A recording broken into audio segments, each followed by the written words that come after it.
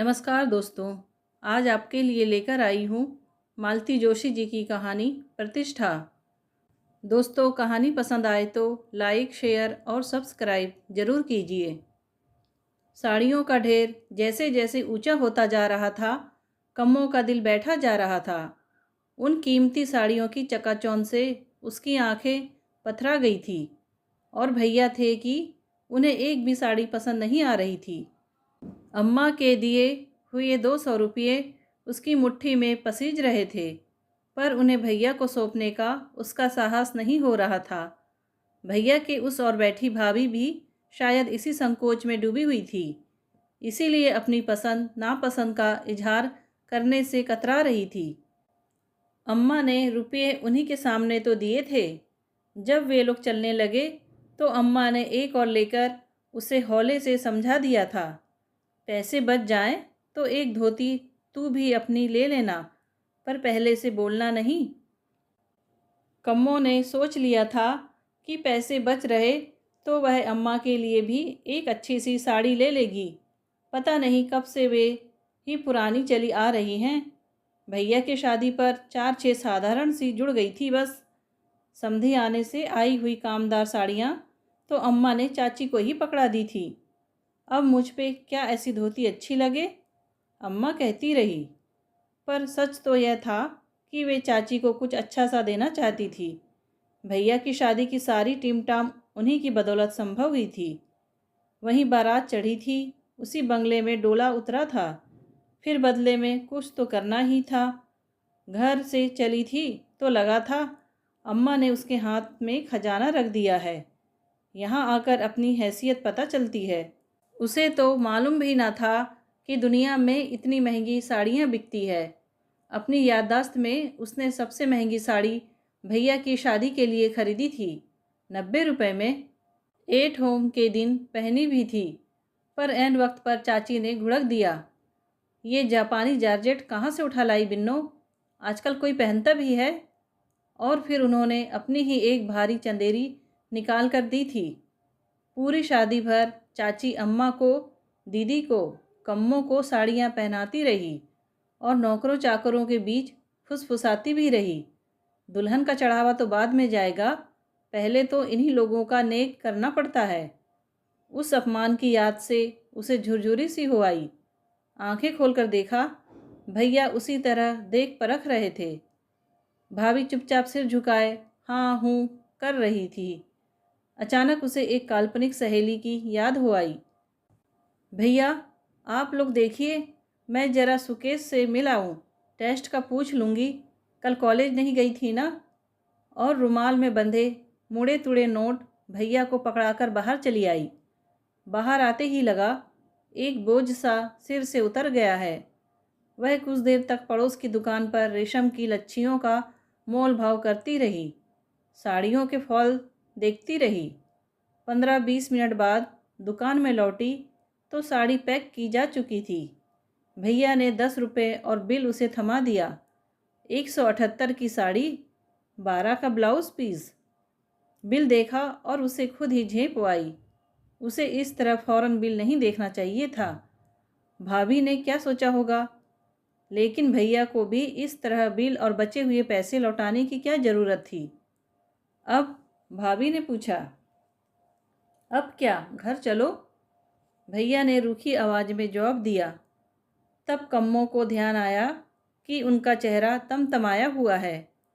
इस तरह अचानक मूड उखड़ने का कारण उसकी समझ में नहीं आया।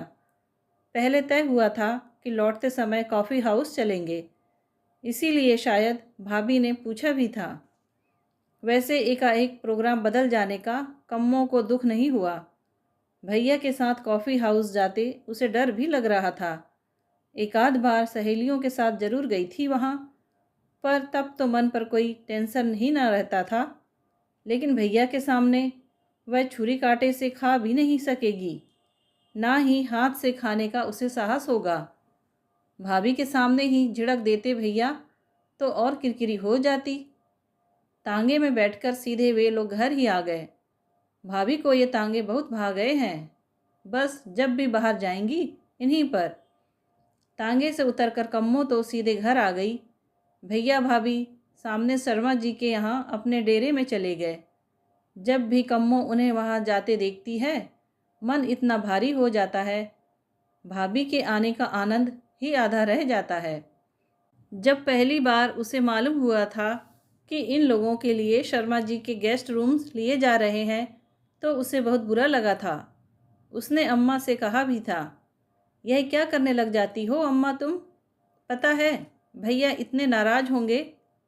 कुछ नाराज़ नहीं होगा, उसी ने लिखा है। अम्मा ने धीरे से कहा तो वह सन्न रह गई। भैया की शादी चाचा जी के इलाहाबाद वाले बंगले में हुई थी। वहाँ न तो वह बंगला अपना सा था न भाभी। यहाँ अपने घर में भाभी को निकट से देखने का, पहचानने का, प्यार जताने का सपना था उसका, पर वह भी झन्न से टूट गया। जब वहीं रहना था तो शर्मा जी को क्यों नहीं लिख दिया? वही इंतजाम कर देते, उसने भुनभुनाते हुए कहा। अम्मा कुछ नहीं बोली, हंस कर रह गई। इस व्यवस्था से वे खुश थी या नाराज, पता ही नहीं चला। बड़ी जल्दी आ गए रे तुम लोग, अम्मा ने आते ही टोक दिया।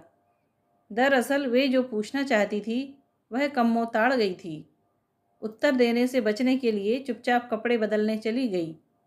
बाहर निकलकर देखा, पीछे वाले दालान में नई साड़ी का पैकेट लिए अम्मा खड़ी है और सामने तनी हुई मुद्रा में भैया खड़े हैं। उसे पसंद नहीं आई क्या? साड़ी की मुलायम सतह पर हाथ फेरते हुए अम्मा ने सहमे स्वर में पूछा। पसंद आने का सवाल कहाँ उठता है? मैं तो यह कह रहा हूँ, तुम्हें रुपये देने की क्या ज़रूरत थी? और वह भी उसके सामने।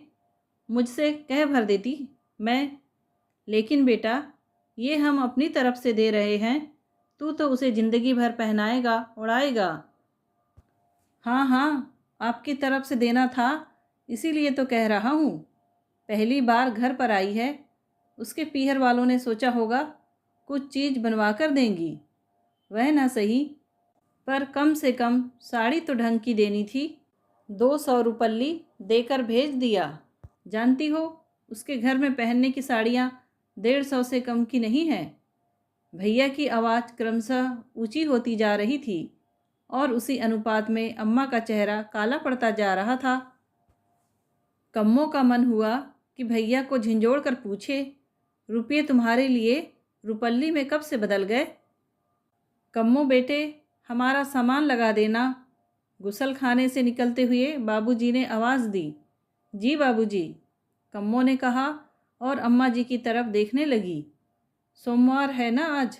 अम्मा ने अस्पष्ट स्वर में कहा तो वह समझ गई। उसने खूंटी से झोला निकाला। उसमें बाबूजी की रेशमी धोती, गरम शॉल तहाकर रखी। फिर रेशमी आवरण में लिपटी पोथियों के ढेर में से 16 सोमवार व्रत कथा निकाली। ये कहाँ की तैयारी हो रही है? भैया ने गुर्राकर पूछा। गर्ग साहब के यहाँ। ताई जी 16 सोमवार कर रही हैं। अम्मा, आज तो उद्यापन होगा ना? हाँ, अम्मा ने संक्षिप्त सा उत्तर दिया। दोनों हाथों में सिर थाम लिया भैया ने। आप लोगों ने क्या मेरी बेइज्जती करने की ठान ही ली है? वे बिलक कर बोले। क्यों, अब क्या हो गया? अम्मा ने घबराकर पूछा। क्या आज वहाँ जाना इतना ज़रूरी है? ज़रूरी तो है ही बेटा, 16 सोमवार ये ही जाते रहें। उद्यापन तो इन्हें ही करवाना होगा, सो तो करवाना ही होगा, नहीं तो मेरी नाक कैसे कटेगी? भैया ने तिक्त स्वर में कहा। अम्मा को भी तैस आ गया। इसमें नाक कटने की कौन सी बात है? पूजा ही तो करवा रहे हैं, कोई चोरी चकारी तो नहीं कर रहे? नहीं नहीं, बहुत अच्छा काम कर रहे हैं। दिन भर तंबाकू मसलते हुए खुले बदन बैठे रहते हैं, सो भी बहुत अच्छा करते हैं। आप धुआंती रसोई में सबको कांसे की थालियों में खाना खिलाती रही हैं, वो भी बड़ी अच्छी बात है। 15 दिन पहले से पत्र लिख दिया था, पर घर में ढंग की 4 कप प्लेट भी ना ला सके आप लोग। फिर बार बार बहू को यहाँ बुलाने की क्या ज़रूरत थी? गलती हो गई बेटा। बाबूजी संध्या वंदन करके दालान में आ गए थे। बहुत गलती हो गई बेटा, जो तुम्हें हमने निमंत्रण दिया। दरअसल हमें याद ही नहीं रहता कि तुम अब सिविल सर्जन के दामाद हो। हम तुम्हें अभी अपना मुन्ना ही समझते चले आए हैं, जो इसी टूटे फूटे घर में बड़ा हुआ है, इसी जजमानी के बल पर ही जिसे मैंने। और दरवाजे की ओर देखकर बाबूजी एकदम चुप हो गए। सबने मुड़कर देखा। दरवाजे में सिर झुकाए सहमी सिकुड़ी भाभी खड़ी थी। सबको यूं एकाएक अपनी ओर घूरते देख और भी सकुचा गई। कम्मों के पास आकर धीरे से बोली, दीदी, दीदी बाहर कोई आए हैं, बाबूजी को पूछ रहे हैं। कम्मो दौड़कर बाहर देख आई और बताया कि महेश भाई आए हैं बाबूजी को लिवा ले जाने के लिए। अम्मा ने कातर दृष्टि से भैया की ओर देखा। आपकी मर्जी में आए सो कीजिए, भैया ने कहा और तीर की तरह बाहर निकल गए। कम्मो, महेश से कह दे त्रिपाठी जी को बुला लें, हमारा जाना नहीं हो सकेगा, साहब बहादुर का ऑर्डर नहीं है। और बाबूजी आंगन में जाकर खटोले पर लेट गए। देर होती देख महेश भाई दनदनाते अंदर चले आए। चाचा जी कहाँ हैं? कम्मो, नहा रहे हैं क्या? जल्दी कर लेते तो ठीक था, 2 घंटे पूजा में लग जाएंगे, फिर खाना। रात के 12 बजना तो निश्चित है। और मुसीबत तो यह है कि अम्मा ने आज हम सबको भूखों मार डाला है। महेश भाई बोलते बोलते चुप हो गए और वातावरण का जायजा लेते हुए बोले, कम्मो, बात क्या है? बात कुछ नहीं है, आप जरा देर बैठिए, भाभी ने एकाएक आगे बढ़कर कहा। तो अम्मा और कम्मो दोनों चौंक पड़ी। महेश भाई की ओर एक स्टूल सरकाते हुए भाभी पूजा घर की ओर चली गई। पटरे पर झोला रखा था और आसपास ढेर सी चीज़ें थी। उन सबको झोले में ठूसकर कम्मो को दिखाया। दीदी, ठीक है। कम्मो को हंसी आ गई। झोला हाथ में लेकर उसने फालतू चीज़ें निकालकर यथा स्थान रख दी और कहा, अब ठीक है। चश्मा रह गया है, अम्मा ने धीरे से याद दिलाया। फौरन ढूंढ ढांड कर उसे भी रखा गया। अरे वाह, भाभी जी तो एकदम एक्सपर्ट हो गई। महेश भाई बोले, एक्सपर्ट कहाँ हुई अभी, अभी तो सीख रही हूँ, भाभी ने सलज्ज मुस्कान के साथ कहा। फिर कम्मों से बोली, बाबूजी से कह दीजिए सब तैयार है। बाबूजी से कहना नहीं पड़ा, आंगन में बैठे बैठे सब सुन ही रहे थे। उठे और भारी भारी कदमों से महेश भाई के पीछे चल पड़े। उनका सिर झुका हुआ था और मुद्रा भी खिन्न थी। जाते हुए महेश भाई फिर एक बार लौटकर भीतर आए। चाची, आप लोग भी ज़्यादा देर ना कीजिएगा, मैं अभी माँ से एक्सप्रेस पूजा करवाता हूँ, बस आप लोग फटाफट आ जाइए। महेश भाई के सामने अम्मा मुस्कुराती रही, पर उनके जाते ही एकदम उदास हो आई। वहीं दीवार के सहारे धम्म से बैठ गई। थोड़ी देर में ये कैसा तो नाटक हो गया था। अम्मा जी, क्या हम लोगों को भी जाना है वहाँ? भाभी ने पूछा। हाँ बेटा, जाना तो था, बिना जाने बुझे तुम लोगों का भी निमंत्रण ले बैठी हूँ मैं, अम्मा ने उसास भरकर कहा और चुप हो गई। उन्हें देखकर कम्मों का जी कैसा तो हो आया। आज के भोज का कल तक कितना उत्साह था मन में। सोचा था अपनी सुंदर सुशील एमए पास बहू को लेकर शान से वहाँ जाएगी। अब तक तो लोग होनहार बेटे को लेकर ही उनके भाग्य को सराहते थे। अब राम जानकी का जोड़ा देखेंगे तो बधाइयों का तांता लग जाएगा। सारी उमंगों पर पानी फिर गया था। वहाँ कौन सी साड़ी पहनकर चलूँ अम्मा जी? भाभी पूछने लगी तो अम्मा ने चकित होकर सिर उठाया। पहन लो कोई अच्छी सी, उन्होंने अस्फुट स्वर में कहा। ये नई वाली पहन लूँ? अम्मा ने चुपचाप पैकेट हाथ में पकड़ा दिया। वे अनमनी सी हो रही थी, कुछ भी अच्छा नहीं लग रहा था। सीधा पल्लू लूँ या यही ठीक रहेगा? भाभी जैसे पीछे पड़ गई थी।